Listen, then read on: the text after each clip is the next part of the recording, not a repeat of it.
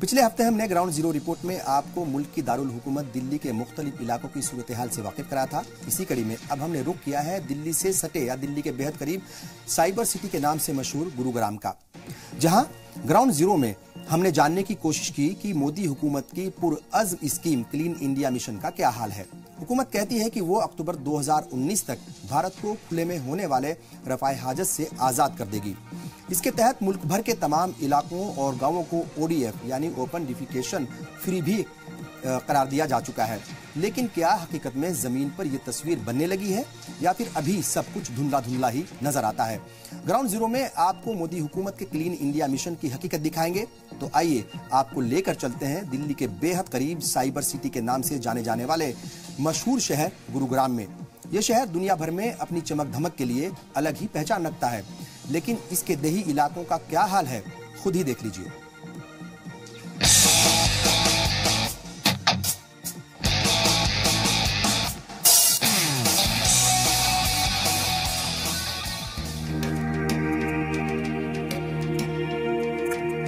रहमत और मोहर बी की उम्र 70 बरस को पार कर गई, लेकिन गुर्बत ने कभी उनका पीछा नहीं छोड़ा।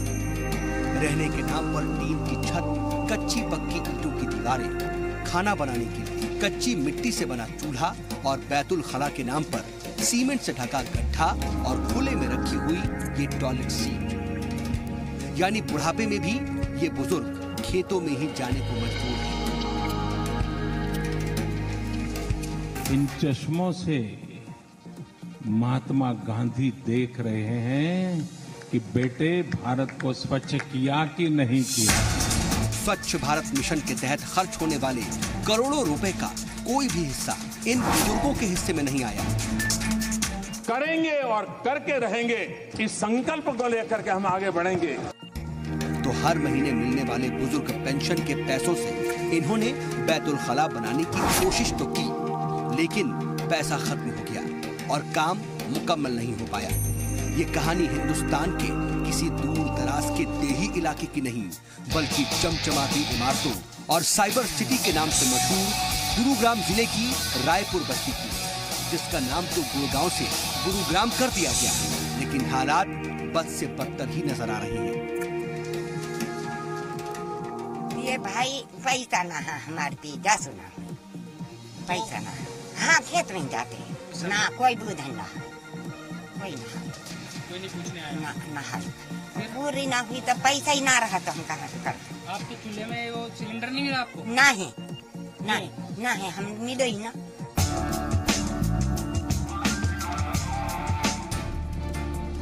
सरकार कहती है कि मुल्क में ODF यानी खुले में रफ़ाए हाजत से आजाद जिलों की तादाद अब 100 के पार चली गई है और 1.7 लाख से ज्यादा गांव अब ODF हो चुके हैं।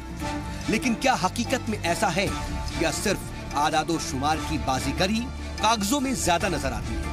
ये सवाल इसलिए क्योंकि राजधानी दिल्ली से सटे इलाकों में जब ग्राउंड जीरो पर सरकारी दावों को परखा जाता है तो उसमें बड़े पैमाने पर झोल नजर आता है। रायपुर एक गांव है जिसको हाल ही में गुरुग्राम जिले के सोहना नगर परिषद में शामिल कर लिया गया है, यानी अब यहाँ पर सरपंच नहीं होता बल्कि काउंसलर होता है।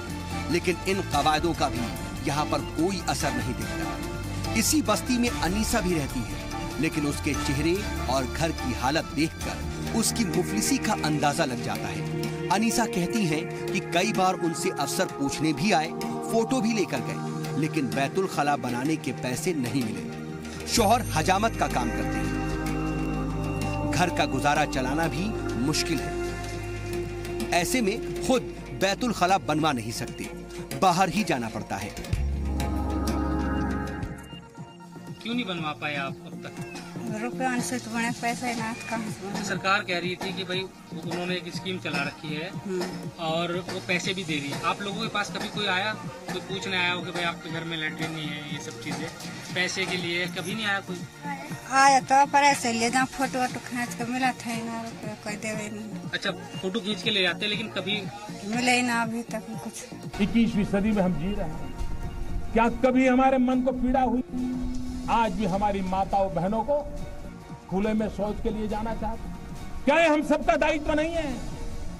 हम हम सबको मिलकर के करना। मोदी सरकार ने स्वच्छ भारत मुहिम के तहत 2019 तक भारत को खुले में रफाए हाजत से आजाद कराने का वादा कर रखा है।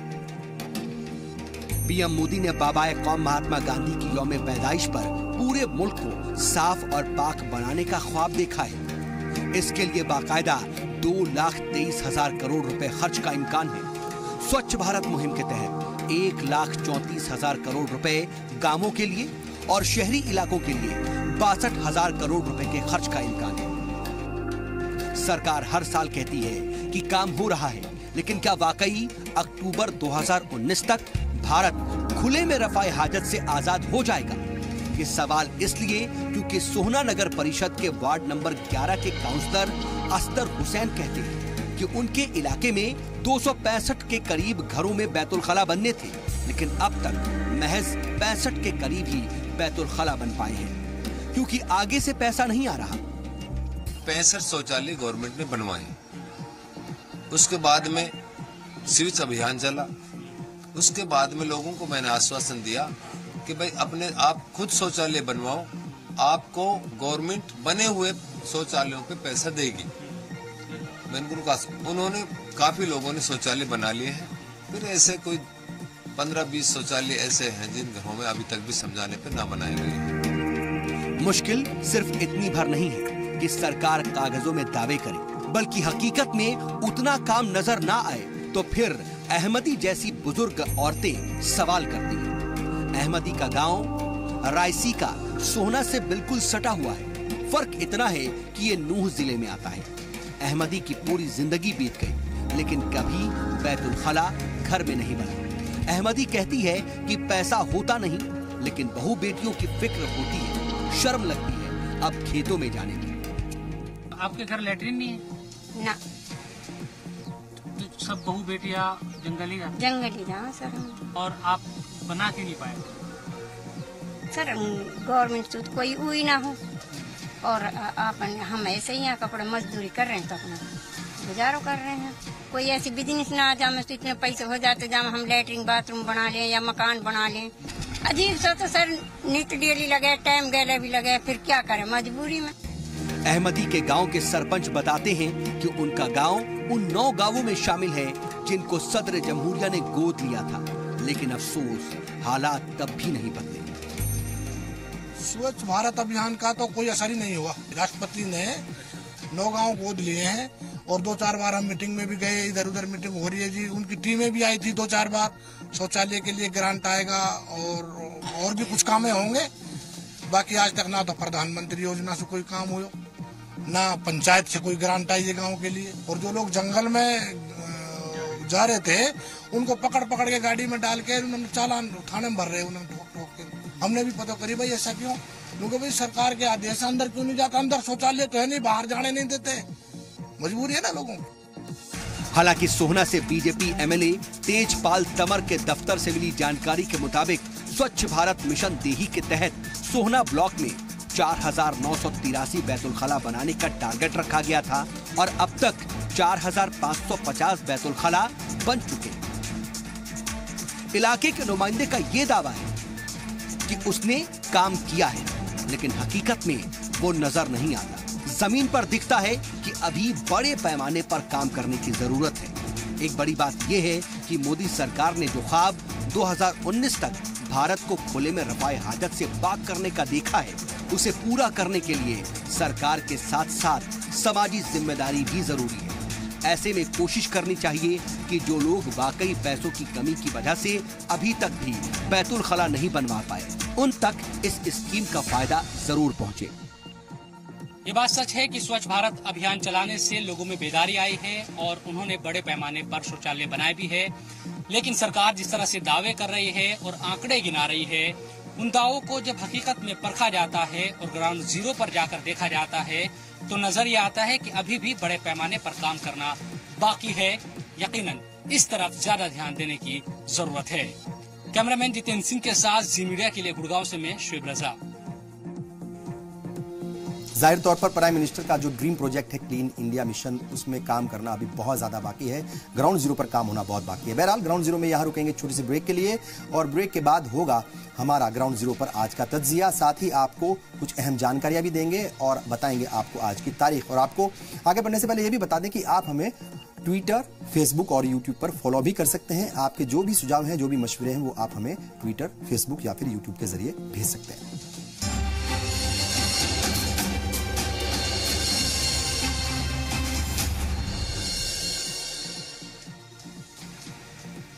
ब्रेक के बाद एक बार फिर आप सबका इस्तकबाल।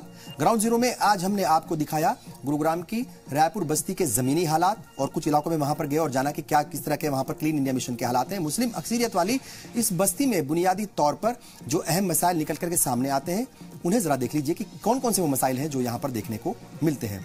पीएम मोदी के क्लीन इंडिया मिशन का जो हाल है वो जमीनी स्तर पर वहां पर दिखाई नहीं देता। ये बहुत अहम बात है। इलाके के लोग आज भी खुले में रफाए हाजत जाने को मजबूर हैं। सरकारी आदादो शुमार की बात अगर हम करें तो वहां पर बात तो हो रही है, सरकारी जो आदादो शुमार हैं वो तो दिख रहे हैं, लेकिन जमीन पर बहुत ज्यादा काम होता नहीं दिखता। इस मुल्क की दारुल हुकूमत दिल्ली से चंद किलोमीटर की दूरी पर मोदी हुकूमत की ये पुरअज़्म स्कीम दम तोड़ती दिखती है या फिर कमजोर पड़ती हुई दिखती है। ऐसा क्यों है, इसका भी जो है वो जायजा लेना बेहद जरूरी है।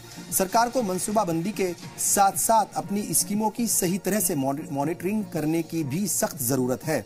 अफसरान को स्कीम को कामयाब बनाने की सख्त हिदायत दी जानी चाहिए, यानी हुकूमत जो है वो हिदायत दे अफसरान को कि वो सिर्फ बातें ना करें, सिर्फ आंकड़े ही पेश ना करें, बल्कि वो जमीन पर जाकर काम भी करें। यहाँ बैतुल खला बनाने और गांवों को ODF करार देने में बड़ी धांधली का इशारा मिलता है।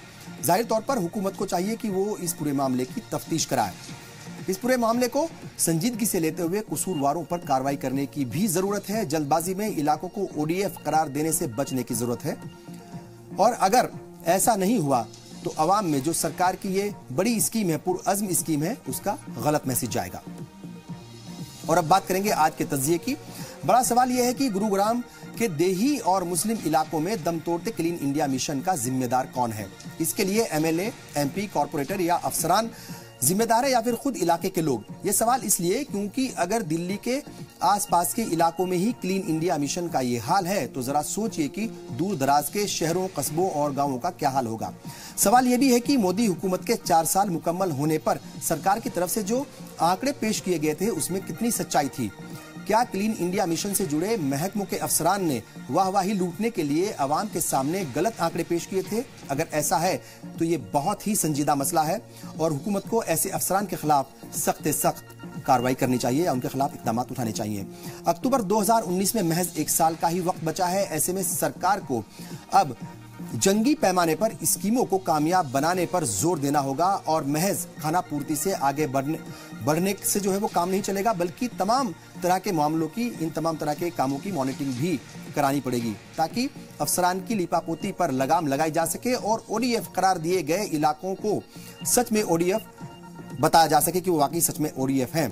और अक्टूबर 2019 में न सिर्फ गुरुग्राम की रायपुर बस्ती बल्कि मुल्क का कोना कोना महज कागजों और तस्वीरों में ही नहीं बल्कि हकीकत में क्लीन और साफ सुथरा हो सके। यहाँ पर यह देखना भी बेहद जरूरी होगा कि कहीं मुस्लिम इलाका होने की वजह से तो इस इलाके को क्लीन इंडिया मिशन से दूर नहीं रखा गया है। अगर इसमें यह एंगल है तो ये बात और भी ज्यादा खराब है और भी ज्यादा संजीदा हो जाती है। हम हमेशा की तरह जिम्मेदारों से यही अपील करेंगे कि मजहब या किसी और को वोट देने की बिना पर किसी भी समाज के साथ भेदभाव नहीं किया जाए। और इलाके के लोगों से हमारी अपील होगी कि वे सभी चुने हुए नुमाइंदों से जाकर मिलें, बार बार मिलें, उन्हें अपनी परेशानियां बताएं और उन पर अपनी परेशानियों को हल करने का दबाव बनाएं। अपने इलाके के अफसरान से भी आप सवाल कीजिए। RTI के जरिए उनकी जवाबदेही पहले ही तय हो चुकी है, लिहाजा आप मजीद बेदारी दिखाएं और अपने हुकूक की हिफाजत करें। और अब वो अहम जानकारियां जिन्हें आपको जानना बेहद जरूरी है। बात करेंगे, सुप्रीम कोर्ट का अहम फैसला आया है या फिर अहम ऑर्डर आया है और उन्होंने कहा है कि सुप्रीम कोर्ट की तरफ से जो बात आई है, ऑर्डर आया, उसमें अस्पतालों को जो अस्पताल जिन्हें सस्ती जमीनें मिली हैं उनके लिए ये कोर्ट ने एक जो है बात रखी है सामने या उसका ऑर्डर आया। सुप्रीम कोर्ट ने दिल्ली के निजी अस्पतालों को बड़ा झटका दिया है और सुप्रीम कोर्ट ने कहा है कि हुकूमत ने जिन निजी अस्पतालों को रियायती दर पर जमीन दी है वे माशी तौर पर कमजोर मरीजों का मुफ्त में इलाज करें। और इस ऑर्डर के बाद दिल्ली के मूलचंद से सेंट स्टीफन, स्कॉटलैंड और सीताराम भरतिया अस्पताल को बेड जो है वो 10% ऐसे लोगों के लिए बेड खाली रखने पड़ेंगे जो गरीब हैं। उनको मुफ्त जो है इलाज देना पड़ेगा, उनका मुफ्त इलाज करना पड़ेगा। और ओपीडी में भी 25% गरीब जो मरीज हैं उनके लिए जगह रखनी पड़ेगी। अस्पतालों को जो नियम है सुप्रीम कोर्ट के, जो कायदे नियम है या फिर जो कायदा कानून है या जो उसका हुक्म है उसको जरूर मानना पड़ेगा। उसमें अगर कहीं कुछ कोताही करते हैं ये हॉस्पिटल तो उनके खिलाफ जो कार्रवाई है वो कानूनी कार्रवाई वो की जाएगी। ये सुप्रीम कोर्ट ने उन्हें एक तरीके से चेतावनी भी दी है।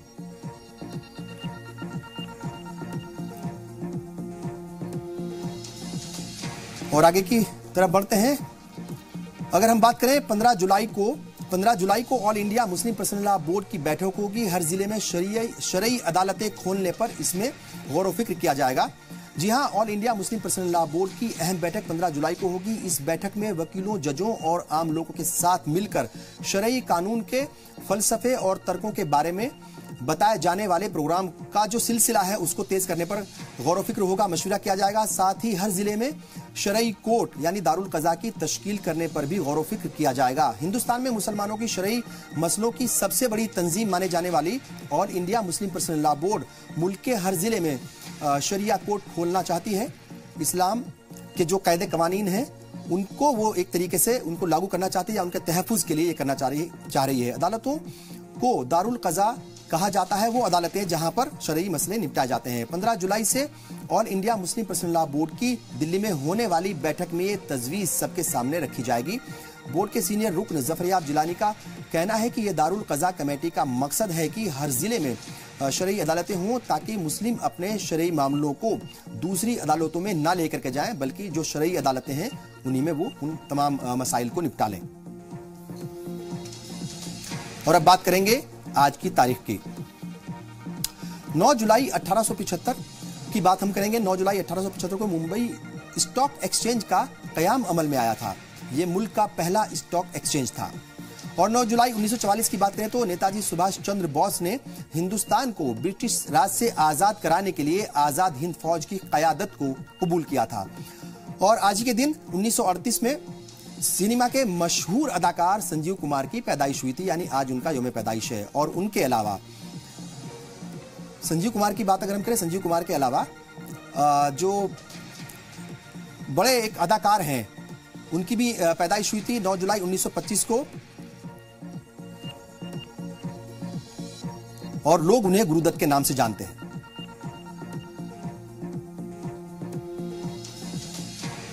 और इसी के साथ आपसे विदा लेने का वक्त आ गया है। अपना और अपने चाहने वालों का ख्याल रखें। बरसात के मौसम में खाने पीने की चीज़ों का अच्छे से ख्याल रखें या फिर मजीद एहतियात बरतें। सोशल मीडिया के जरिए फैलाई जाने वाली जितनी भी अफवाहें हैं उनसे दूर रहें। अपने जो मशवरे के जरिए हमारे इस प्रोग्राम को बेहतर बनाने के लिए आप अपने मशवरे हमें भेज सकते हैं, सुझाव भेज सकते हैं। जैसा मैंने पहले भी कहा था, फेसबुक, ट्विटर या फिर यूट्यूब के जरिए आप अपने मशवरे हमें भेज सकते हैं। और अब से कुछ ही देर के बाद देखिए आपकी बात बुशरा खानम के साथ। मुझे दीजिए इजाजत। आदाब।